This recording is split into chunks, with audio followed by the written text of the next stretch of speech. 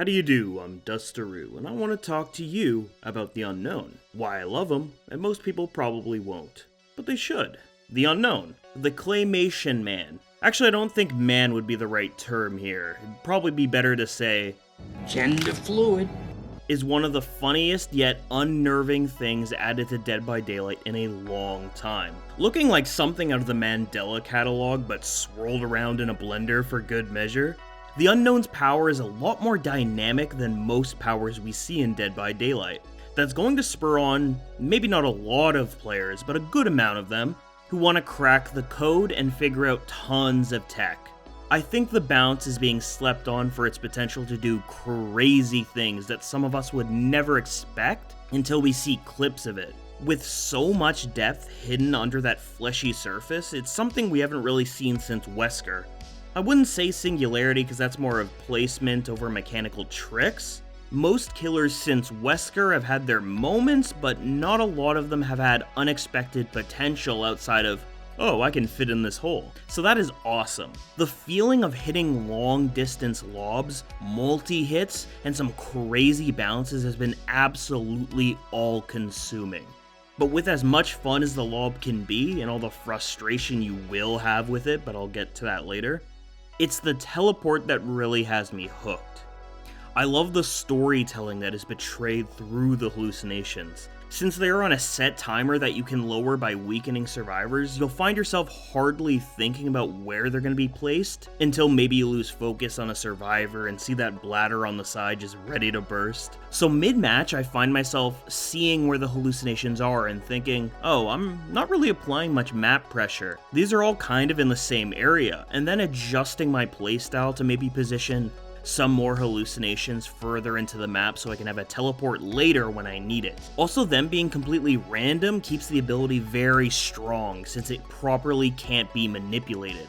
A lot of teleports in the game need to be somewhat held back because if they're not, it's basically just this overly oppressive mess for survivors to deal with. So this strikes the balance between unpredictable and oppressive very well, where the teleports can come into play and be abused. And when it happens, it feels great for the killer. The insta-teleport to someone on one side of the loop or even cutting them off while they're holding W and getting an unexpected hit feels amazing, satisfying. But a lot of the time, those moments don't come up. So instead of missing out on your teleports, they actually carry on a different role. Not a chase tool, but instead instant map pressure. Downing someone, then heading across the map an instant later and stopping a gen from finishing is fantastic. It's dynamic and fun to use. And survivors can and should remove the hallucinations whenever they see them. Survivors can still counter it. Not all the time, but in DBD you're often going to have those moments where you're just kind of stuck and there's nothing you can do. This is an underrated part of the power, and I don't hear many people talking about it, probably because they're not using this add-on.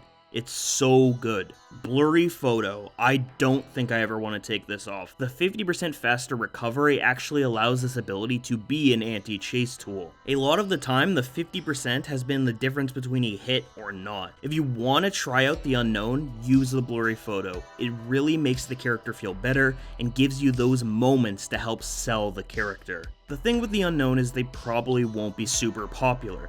They're going to suffer what I call the singularity effect. The singularity effect is when a power has a lot of depth to it and player agency, but has a lot of requirements to perform well with. You need to be thinking a lot while using this character. You need to think about the angles of shots, timings, blocking line of sight in chase so they don't remove weakened. You can't make as many mistakes as you can with other killers and still be able to do well. If you miss a shot with Pyramid Head, for example, you can still hit them the second time and do damage. If you miss a shot with the unknown, you're waiting 7 seconds to try again. If you do hit, you have to wait another 7 seconds to actually hope you hit them before the weakened wears off.